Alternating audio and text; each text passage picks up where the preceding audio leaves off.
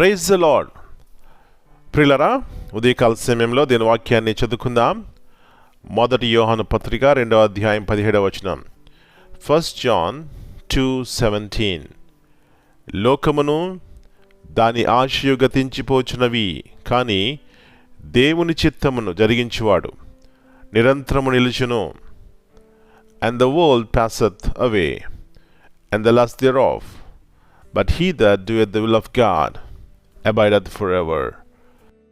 యేసు ప్రభువు యొక్క అతి శ్రేష్టమైన నామంలో ప్రియులరా, మీ అందరికీ శుభములు తెలియజేస్తున్నాను. మరందరూ క్షేమంగా ఆరోగ్యవంతులుగా ఉండాలని మా యొక్క అనుదిన ప్రార్థన ఉన్నది.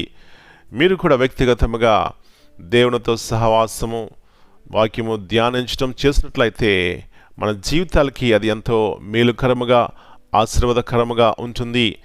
ప్రభువు తన చిత్తంలో ప్రియులరా మనల్ని నడిపించడానికి మరి ఆ వాక్య ధ్యానము, ప్రార్థన సహవాసము మనకు సహాయం చేస్తుంది.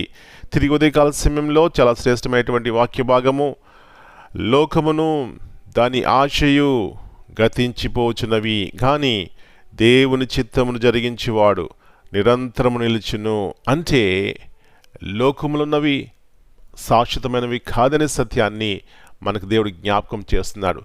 అందం ఉండొచ్చు, ఆస్తి ఉండొచ్చు, భోగభాగ్యాలు ఉండొచ్చు, చదువు ఉండొచ్చు, జ్ఞానం ఉండొచ్చు, కానీ ఇవేమీ శాశ్వతము కాదనే సత్యాన్ని దేవుడు మరొకసారి మనకు జ్ఞాపకం చేస్తున్నాడు. ఏది శాశ్వతమైనది మన జీవితాలంటే రక్షణ కృపను మనం పొందుకున్నట్లయితే పిల్లరా, దాని యందు అన్ని సమయాల్లో ఆనందిస్తాం. నేటి దినాల్లో పిల్లరా, మనిషి యొక్క జీవితంలో ఎందుకు ఆనందాన్ని, సంతోషాన్ని కోల్పోతున్నారంటే, మరి వారు ప్రేమించేవి పోగొట్టుకున్నప్పుడు. ఒక సమయంలో మరి సంపద ఉంటుంది, అందం ఉంటుంది, లోక సంబంధముగా పేరు ప్రఖ్యాతలు ఉంటాయి. ఎప్పుడైతే అవి కోల్పోతారో వారు ఎంత దుఃఖము, నిరాశ, నిస్పృహలు.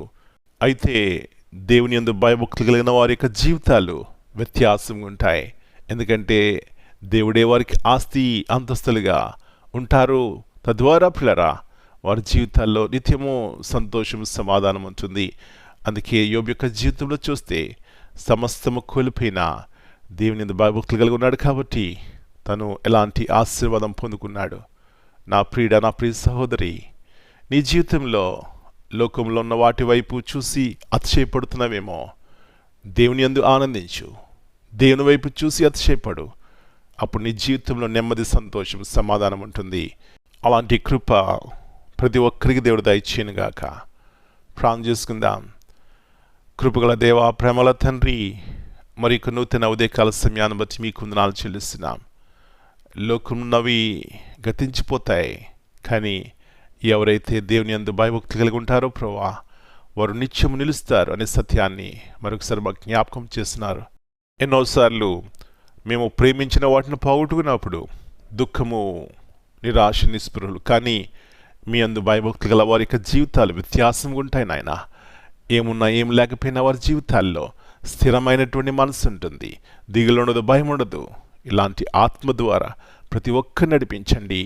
యేసు ప్రభువు యొక్క ఉన్నతమైనటువంటి శిలువ ప్రేమ ఈ గొప్ప కార్యము మా జీవితంలో చేస్తుంది ప్రభువా.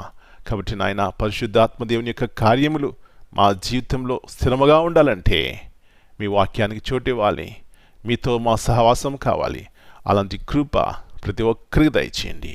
ఈ వాక్యం వెంటనే మా ప్రియులను దర్శించండి. వారు ఏ స్థితిలో ఉన్నారో అది మీకు తెలుసు కాబట్టి వారు ఉన్నటువంటి స్థితిలో నుంచి లేవనెత్తి మీతో సహవాసం కలిగిన వారై ఆత్మీయంగా, శారీరకంగా మేలు పొందడానికి సహాయం చేయమని మనం మీ చేతిగా అప్పగించుకుంటూ ఈ దినమంతా మీరు కింద భద్రపరిచి క్షేమము, ఆరోగ్యము ప్రతి కుటుంబంలో దయచేయమని యేసు ప్రభువు అతి శ్రేష్టమైన నామమును బట్టి ప్రార్థన చేస్తున్నాను తండ్రి. Amen. God bless you all.